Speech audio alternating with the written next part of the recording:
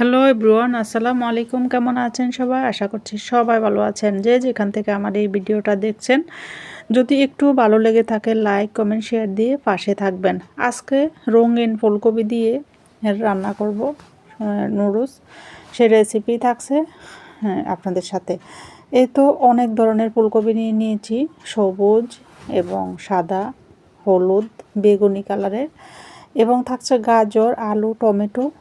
হাতের কাছে যতগুলো সবজি ছিল সবগুলো সবজি দিয়ে দিব। এখন আমি কেটে কুটে রেডি করে নিচ্ছি সুন্দর করে, যাতে করে আমি রান্নাটা গুছিয়ে নিয়ে একবারে চুলার পাড়ে যেয়ে রান্না করে নিতে পারি। তার কারণে এই কাটাকাটির সময়টাও অনেকখানি সময় লাগে। এই তো রেডি হয়ে গেছে আমার রান্না। এখন আমি গাজর আলুগুলো আগে দিয়ে দিয়েছি, যাতে করে এগুলো একটু আগে ভালোভাবে সিদ্ধ হয়। এরপরে 2-3 বলক যাওয়ার পরেই দিয়ে দিব ফুলকপিগুলো সুন্দর কালার এবং দেখতেও চমৎকার লেগেছে। এখন দিয়ে দিব কিছু মটরশুঁটি। সব কিছু দিয়ে আমি একটু লবণ দিয়ে সিদ্ধ করে নিচ্ছি। সিদ্ধ করা হয়ে গেলেই আমি আবার নুডলস আলাদা করে সিদ্ধ করব। এই তো নুডলসগুলো সুন্দর করে আমি এখানে ম্যাগি নুডলস ব্যবহার করেছি। আমি সবজির সাথে 3 প্যাকেট ম্যাগি নুডলস ব্যবহার করেছি, যেহেতু আমার খাওয়ার সদস্য যেরকম আমি ওই রকমভাবেই নিয়েছি। আপনারা চাইলে কম বেশ করতে পারেন। এতে সবজিগুলো সিদ্ধ হয়ে গেলে ছেঁকে নিয়েছি। এখন নুডলসগুলো আবার আলাদা করে সিদ্ধ করে নিচ্ছি। যাই হোক, এই তো নুডলসগুলো আমার সুন্দর করে সিদ্ধ হয়ে গিয়েছে। এখন ছেঁকে একটু পানিতে ধুয়ে নিব। রান্না চলে যাব। এখানে আমি রান্নাতে বাটার ইউজ করেছি, একটুখানি বাটার দিয়ে দিয়েছি।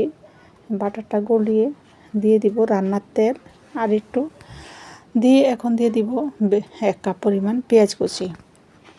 পেঁয়াজ কুচিগুলো সুন্দর করে নেড়ে চেড়ে একটু ভেজে নেব।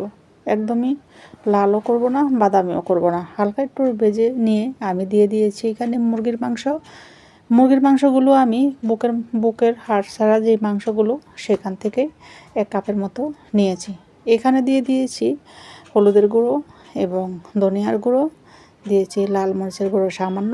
এখানে একটা টমেটো ছোট ছোট করে দিয়েছি একটা ডিমটা দিয়ে এখানে সুন্দর করে ভেজে নিব।